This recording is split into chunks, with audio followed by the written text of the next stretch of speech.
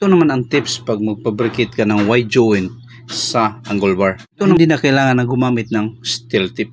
Unang step na gagawin mo is pag-abutin mo ang tatlong dulo bawat piece ng angle bar. Pormahin mo na triangle tapos i-tacking. Kunin mo ang pinakasintro gamit ang welding rod. Tapos markingan mo. Ito ang gagawin mong basihan para sa ikakating mo. Kapag magmarking ka sa ikakating mo ng angle bar, siguraduhin mo na ang iyong marking ay hindi mo may sama sa pagcutting ang pinaka-line nito. Ito kasi ang kadalasang magkamali ang isang fabricator.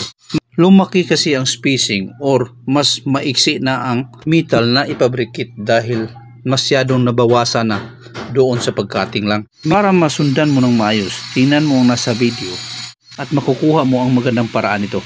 Sa pamamagitan ng pagcutting, kailangan nasa gilid ka lang ng linya. 99% tumama ito sa gusto mong mangyari. Katapos mong i-cutting ang